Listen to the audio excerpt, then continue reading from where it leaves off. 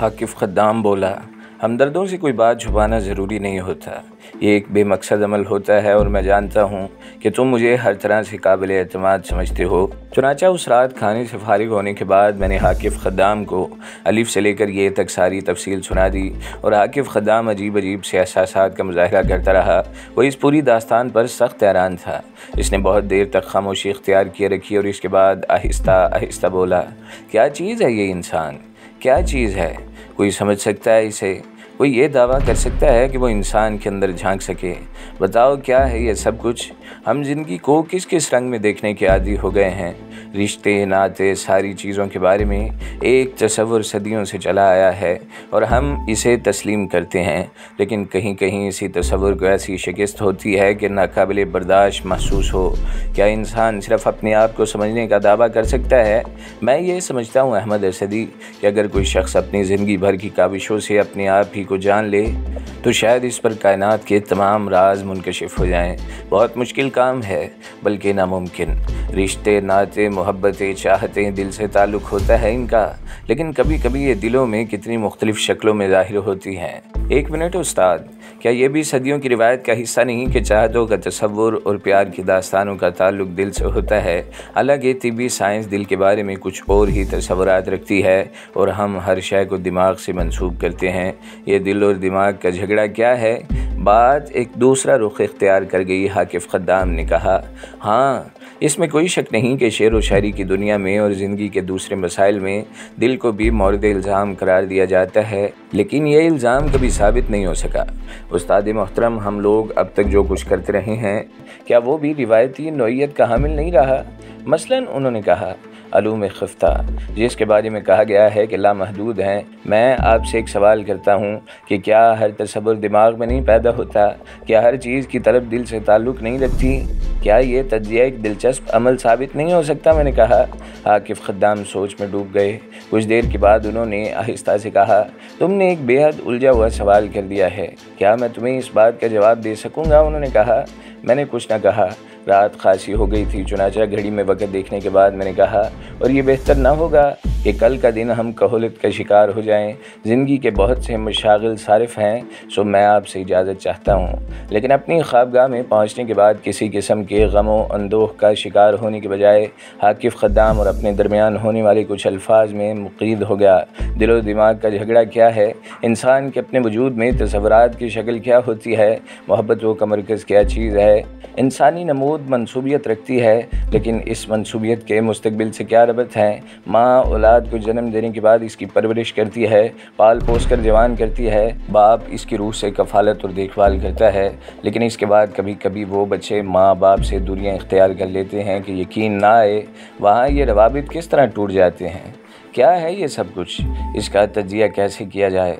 और जब कभी ऐसा होता है कि मैं उस्ताद मोहतरम आकिफ खद्दाम के साथ किसी मसले में उलझ जाता था और इसका कोई सुलझा हुआ हल सामने नहीं आता था, तो फिर हमारी रातें बेरंग हो जाती थीं और इस वक्त सोचो कि समंदर में न जाने कितने तवील सफ़र किए जाते थे, तो ये रात भी सफ़ेद कागज़ पर रवां दवां लकीरों की रात साबित हुई। और सोचो कि दायरे न जाने कहाँ से कहाँ तक फैलते रहे, यहाँ तक कि बाहर कदमों की आवाज़ सुनाई दी और मैं हैरान होकर दरवाजे से बाहर निकल आया। सो देखा कि हमारा नेपाली मुलाजिम चाय की ट्राली धकेलता हुआ एक जानिब जा रहा था और सुबह की मदम मदम रोशनी माहौल को अपनी गिरफ्त में लेने के लिए आहिस्ता आहिस्ता आगे बढ़ रही थी। मेरी आहट सुनकर वो रुक गया, तो मैंने पूछा, ये क्या? साहब, बड़ा साहब, चाय मांगा, मैं जाता है, उसने कहा। इतनी सुबह मैंने सवाल किया। साहब जागता है। मैंने ट्राली पर झांक कर चाय के बर्तन देखे। बहरहाल ये तो मुमकिन नहीं था कि सिर्फ एक ही आदमी के लिए चाय होती। मैं मुंह धोए बगैर नेपाली मुलाजिम के पीछे पीछे आकिफ खद्दाम के कमरे में दाखिल हो गया और मैंने देखा कि वो टेबल लैंप जलाए कागज़ सामने रखे लकीरें खींच रहे हैं और मेरे होंठों पर मुस्कुराहट फैल गई। मैं इनसे कुछ कहे बगैर सामने वाले वॉशरूम में चला गया। चेहरा और आंखें धोई और तौलिए से इन्हें खुश करके आकिफ खद्दाम के पास कुर्सी पर आ बैठा। मैंने कहा, उस्ताद मोहतरम, ये बेवक़्त काम करने कैसे बैठ गए? मैंने कहा। क्या वक़्त हुआ है? उन्होंने कहा, सुबह के 5:45। क्या? आकिफ खद्दाम हैरत से बोले। जी हाँ, 5:45 बजे हैं। तुम इतनी जल्दी कैसे जाग गए? اس لیے کہ مجھے بھی اپنے سامنے رکھے ہوئے کاغذ پر ایسی لکیریں بنانے کا شوق ابھر آیا تھا اور انہی لکیروں میں الجھ کر صبح ہو گئی۔ عاقف خدام بے اختیار مسکرا دیے، پھر بولے، یہی ذہنی ہم آہنگی کبھی کبھی مجھے سخت پریشان کر دیتی ہے، اور اس وقت جب تم اپنے وطن گئے تھے تو کئی بار میں نے بڑے دکھ بھرے انداز میں سوچا تھا کہ کیا ہمارے درمیان رفاقت ختم ہو گئی؟ کیا وہاں ملنے والی محبتوں میں کھو کر تم یورپ واپس آنا پسند کرو گے؟ کیا رفاقتیں ایسی ہی کہانیاں سناتی ہیں؟ بلکہ میں تو سمجھتا ہوں کہ کبھی کبھی ایسی رفاقتیں عجوبہ بن جاتی ہیں۔ بہرحال ان کا تعلق بھی دماغ اور انسانی وجود میں پوشیدہ بہت سے خزانوں سے ہوگا۔ اور میرے ذہن میں ایک تصور آیا ہے، پہلے اسے عرض کروں؟ میں نے کہا، کہیں ایسا نہ ہو کہ آپ اس کا اظہار کریں اور مجھے خاموش رہنا پڑے۔ عاقف خدام نے مسکرا کر کہا، لیکن اس اظہار سے پہلے اگر ہم کیتلی کے اندر پڑے ہوئے چائے کے پانی کو چائے کی پیالیوں میں ظاہر کر دیں تو کیا زیادہ موزوں نہیں ہوگا؟ یہ عمل میں کرتا ہوں، میں نے کہا، اور چائے کا ایک کپ استاد محترم کے سامنے کیا، دوسرا خود لے کر بیٹھ گیا۔ پھر ہم چائے کے چھوٹے چھوٹے گھونٹ لے کر آنکھوں ہی آنکھوں میں ایک دوسرے سے تبادلہ خیال کرتے رہے، اور اس وقت تک کوئی کچھ نہ بولا جب تک چائے کا آخری گھونٹ ہمارے معدے میں منتقل نہ ہو گیا۔ عاقف خدام نے کہا، ہاں اب کہو تم نے رات بھر کی سوچ سے کیا نتیجہ اخذ کیا؟ استاد محترم، دنیا کی قدیم زبانی نوادرات پر ریسرچ، سائنس کے مختلف پہلوؤں پر ذاتی رائے اور تجرباتی زندگی، اور جو کچھ حاصل کیا گیا اسے کتاب میں درج کیا گیا، لیکن ابھی کتاب کے چند ہی اوراق پر ہو سکے ہیں۔ کیا اس مختصر زندگی میں تجربات کی یہ کتاب مکمل ہو سکے گی؟ ہم غور و فکر میں ڈوب گئے۔ اب میرے ذہن سے ہر تصور دور ہو چکا تھا جو مجھے غم کا شکار کر سکتا، اور یہ قوت میرے اندر تھی۔ شاید ابتدا ہی سے جب احمد اسدی نے مجھے یہ احساس دلایا تھا کہ محبتوں کا میری زندگی میں کوئی دخل نہیں، میں بہت دیر تک سوچ میں ڈوبا رہا، اور میں چاہتا تھا کہ عاقف خدام کو بھی میں نے اپنی راہ پر لگا دیا ہے۔ وہ بار بار پرخیال انداز میں مسکرانے لگتا۔ پھر بہت دیر غور و خوض کے بعد میں نے کہا، استاد محترم، انسانی خیالات کے لیے کوئی ایسا عمل ضروری ہے جس سے ہم اس کے بارے میں تفصیل جان سکیں۔ ہپنوٹائزم، عاقف خدام نے کہا۔ ہپنوٹائزم کیا ہے؟ میں نے سوال کیا۔ کیا مطلب؟ انہوں نے کہا، میں جانتا ہوں کہ ہپنوٹائزم کے ذریعے آپ کسی کو اپنا مطیع کر کے اس کے اندر کی کہانی جان سکتے ہیں، لیکن ہپنوٹائزم کیا چیز ہے؟ وہ کہاں سے وجود میں آیا؟ ٹیلی پیتھی، انہوں نے کہا۔ ٹیلی پیتھی کیا ہے؟ اس کا مقصد ہے کہ تم ستاروں کے دوسری طرف جھانک رہے ہو۔ ستارے کیا ہیں؟ میں نے مسکراتے ہوئے کہا، اور عاقف خدام ہنس پڑے۔ اب تو ہر لفظ بے معنی ہے۔ ہمیں کہیں ایسی جگہ سے آغاز کرنا چاہیے استاد محترم جسے ہم اپنا کہہ سکیں، جو ظہور میں آ چکا ہے وہ دوسروں کا عمل ہے، کچھ ہمارا اپنا بھی ہو۔ کیا؟ انہوں نے کہا۔ ہاں، یہ لفظ اپنی جگہ مکمل ہے اور ہم اسے جنبش نہیں دے سکتے۔ سوچو، غور کرو اور اس کے لیے اپنے گھر کے دروازے بند کر لو۔ ہم یوں ہی کرتے تھے، اور جب ہمیں کسی الجھے ہوئے نقطے کو سلجھانے کے لیے بعمل ہونا پڑتا تھا تو دنیا سے کنارہ کشی بہتر ہوتی تھی، اور ایسا ذرا کم ہی ہوتا تھا اور میں اور عاقف خدام کسی ایک موضوع پر متفق ہو جائیں۔ لیکن جب ہوتا تھا تو یوں ہوتا کہ ہم دنیا سے کنارہ کشی اختیار کر کے صرف اپنا کام کرتے تھے، اور تیاریاں شروع ہو گئیں۔ ہمارے الگ الگ کمرے تھے جن میں ہم نے نہ جانے کیا کچھ الگم بلگم بھر رکھا تھا۔ بس ان کمروں میں رکھے ہوئے ریفریجریٹر بھرنے تھے اور تمام انتظامات جو ہمیں کسی مسئلے پر سوچنے کے لیے درکار ہوتے تھے۔ پھر یوں ہوا کہ دروازے کو لاک کر دیا گیا اور باہر وہ کارڈ لگا دیا گیا جس سے آنے جانے والوں کو پتہ چلے کہ ہم گھر میں موجود نہیں۔ ٹیلی فون کے بیرونی تار ڈسکنیکٹ کر دیے گئے۔ ہاں، انٹرکام جیسی ایک چیز ہمیشہ ہمارے درمیان رہتی تھی، اور اس کے لیے یہ معاہدہ تھا کہ جب تک کسی کو کوئی حادثہ پیش نہ آ جائے دوسرے کو متوجہ نہ کیا جائے، بشرطیہ کہ وہ حادثہ موت نہ ہو۔ اس وقت بھی ان تمام معاہدوں کا اعادہ کیا گیا، اور اس کے بعد ہم دونوں سر پھرے اپنے اپنے کمروں میں جا چھپے۔ یوں ایک طرح سے ہمارا دنیا سے رابطہ ختم ہو گیا، اور ان دنوں میں نہ ہمارے پاس دیواروں پر کیلنڈر ہوتا اور نہ گھڑیاں کے وقت کا احساس دلا کر ذہن کو مضطرب نہ کر سکیں۔ لوگ شاید اس بات پر یقین نہ کر پائیں، لیکن بیشتر ایسے مسئلے جو پیچیدہ اور الجھے ہوئے ہوتے تھے ہم انہیں اسی عالم میں سلجھاتے تھے، اور اب بھی یہی مرحلہ درپیش تھا۔ کاغذات پر تحریریں لکھی جاتی اور مڑے توڑے کاغذات کے انبار بڑھتے جاتے۔ یہی ہو رہا تھا جب تک نیند بے بس نہ کر دیتی یا تھکن نڈھال نہ کر دیتی۔ اپنی جگہ سے اٹھنا خلاف آداب تھا اور خلاف اصول بھی۔ کچھ لے کر ہی، اور وہ بھی وہ کچھ جس کا کوئی نتیجہ برآمد نہ ہو سکے۔ اپنی جگہ سے اٹھا جا سکتا تھا ورنہ نہیں۔ گھڑیوں اور وقت کا صحیح اندازہ واقعی نہ ہو سکا۔ سوچیں دماغ کو جھلانے لگیں، آنکھوں کے گرد ہلکے پڑ گئے، بدن پر تھکن طاری ہو گئی، لیکن کوئی ایسا عمل جو یہ ظاہر کرے کہ انسان کے اپنے وجود میں کیا ہے، ابھی تک ذہن میں نہیں آ سکا۔ اس وقت ایک طرح کی دیوانگی ذہن پر سوار تھی جب میں نے کاغذ پر رکھے ہوئے مہذب عدسے کو دیکھا۔ اس کے نیچے لکھے ہوئے لفظ اپنی جسامت سے کئی گنا بڑے نظر آ رہے تھے۔ بے خیالی کے عالم میں عدسے کو اوپر سے تولا تو لفظ مزید بڑے ہونے لگے۔ اسے نیچے جھکایا تو اپنی جسامت کے مطابق نظر آنے لگے، اور اسی لمحے ایک خیال میرے دل میں آیا کہ کیا کوئی ایسا طریقہ کار ہو سکتا ہے جس سے یہ الفاظ مختصر ترین ہوتے جائیں اور اس کے بعد نگاہوں سے اوجھل ہو جائیں۔ اگر کسی بے جان شے پر یہ مائکرو پروسیس کارگر ہو سکتا ہے تو کسی جاندار پر کیوں نہیں؟ یہ ایک ایسا مصنوعی عمل ہے جو صرف نگاہ کی حد تک ہے، لیکن مائکرو فلمیں اپنا مختصر وجود رکھتی ہیں، اور اگر انہیں بڑے پروجیکٹر پر دکھایا جائے تو وہ صحیح شکل میں نظر آتی ہیں، لیکن اگر ٹھوس اجسام بھی اسی طرح مائکرو کر دیے جائیں تو کیا ان کے ذریعے کوئی عمل کیا جا سکتا ہے؟ اور پھر یہ تصور جنون بن گیا، اور اس جنون میں ایک طویل وقت گزر گیا۔ ابھی تک حاکف خدام کی جانب سے کوئی اطلاع موصول نہیں ہوئی تھی، حالانکہ ہمارے درمیان صرف چند گز کا فاصلہ تھا، لیکن یہ فاصلہ ایک طویل وقت اختیار کر چکا تھا، اور میرے جنون نے ایک تصور ایجاد کیا۔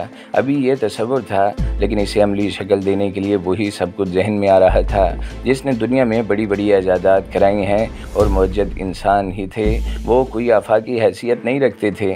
میں نے ایک تھیوری تیار کی، اور یہ تھیوری مختلف پہلوؤں سے گزرنے کے بعد آخرکار ایک تحریری شکل اختیار کر گئی۔ تب میں نے انٹرکام پر حاکف خدام کو مخاطب کیا، اور ادھر سے بڑی بے صبری کے ساتھ میری آواز وصول کی گئی۔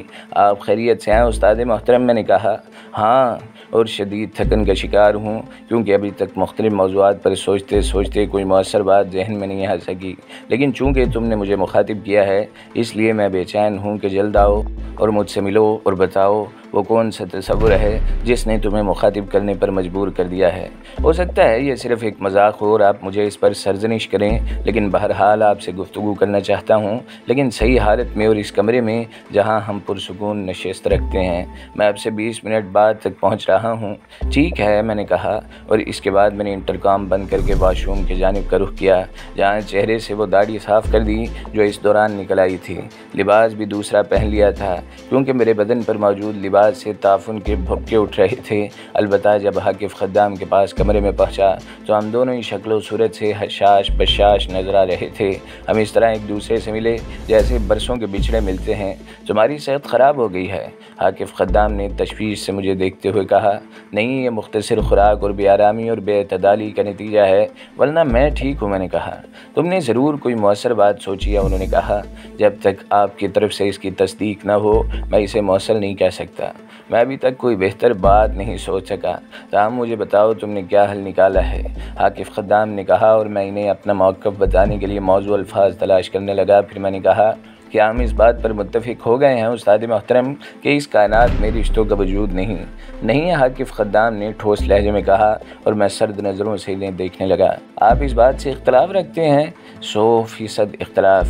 یہ تمہاری نامکمل سوچ ہے، کچھ وقتی عوامل کا نتیجہ، ورنہ تم نے مجھ سے کبھی اس موضوع پر بات نہیں کی۔ ہاں شاید ایسا ہے، تو پھر میں یہیں سے آغاز کرتا ہوں۔ ضرور، انہوں نے کہا۔ محبت کیا چیز ہے؟ میں نے کہا۔ کیا تمہیں اس کائنات میں اپنے وجود ہونے کا یقین ہے؟ انہوں نے کہا۔ ہاں ہے، میں نے کہا۔ میں تم سے اس بارے میں کوئی جذباتی بات نہیں کہوں گا، نہ تمہیں کوئی جھوٹا حوالہ دوں گا، یعنی تمہارے والدین کا تذکرہ کر کے، لیکن خوشبختی سے ہمارا تعلق ایسے مذہب سے ہے جو ہمیں خلا میں نہیں چھوڑتا اور ہمارے اندر پیدا ہونے والے ہر سوال کا جواب دیتا ہے۔ سب سے پہلے محبت خالق کائنات کو اپنے محبوب صلی اللہ علیہ وآلہ وسلم سے ہے، جس کے لیے اس نے یہ ساری دنیا سجا دی تاکہ وہ خوش رہے۔ اس سے ٹھوس ثبوت ناممکن ہے، نہ ضروری، لیکن بات اس سے آگے بڑھاتے ہیں۔ اس کے بعد محبت خالق کو اپنی مخلوق سے ہے۔ تمہارے پاؤں کے ناخن سے لے کر سر کے پاؤں تک اس کی محبت کے عکاس ہیں۔ اس کے لیے تمہیں ہر ضرورت سے مرسا کر دیا ہے تاکہ تمہیں کوئی مشکل نہ رہے۔ اس کا مطلب ہے کہ محبت کا وجود ہے۔ آپ اس اساس کو بہت بلندیوں تک لے گئے ہیں استاد محترم، میں نے کہا۔ بلندیوں پر بسیرا کرو گے تو پستیوں کا ادراک ہوگا، پستیوں سے آغاز نہ کرو کہ پہنچ محدود رہے۔ میں انسانی رشتوں کی بات کر رہا تھا، میں نے کہا۔ سب موجود ہے کیونکہ یہ خالق نے مخلوق کو دیے ہیں۔ پھر زمرد جہاں بیگم کیا ہے؟ میں نے کہا۔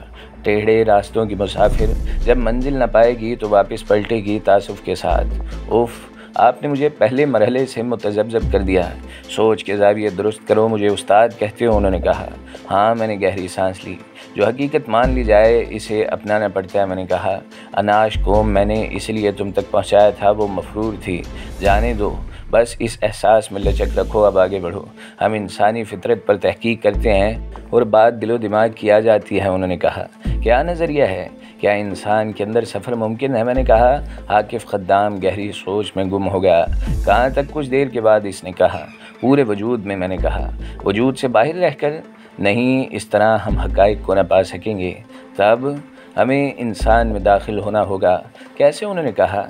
एक मुहद्दब आईना आँख के लिए किसी शय को इनलार्ज कर देता है। कोई अमल किसी ठोस जिस्म को किस कदर मुख्तसर कर सकता है कि वो एक नन्हे से जरसूमे की शक्ल इख्तियार कर जाए, जबकि करोड़ों अंदरूनी या बैरूनी ज़राए से इंसानी जिस्म में दाखिल हो जाते हैं। आकिफ ख़द्दाम के चेहरे पर एक जोश नमूदार हुआ। इसके बाद इसने खामोशी इख्तियार कर ली थी। मेरी बात इनके दिल को लगी थी और अब वो इस पर गौर कर रहे थे। बहुत देर के बाद उन्होंने कहा, 100% साइंसी अमल लेकिन काबिल गौर, हसास अहमियत का हामिल।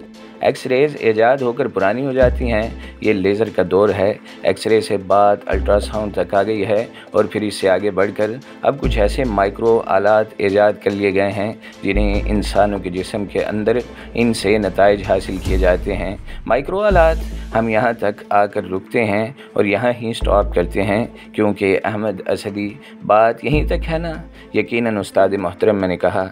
गोया हमें यहाँ पहुँचना है। इन आलात का मुअज्जद कौन है? इससे आगे वो क्या सोच सकता है? गोया आप इस बात से इत्तफाक हैं कि इंसानी जिस्म में दाखिल होकर इसके वजूद में छुपे हुए पोशीदा राज हासिल किए जा सकते हैं।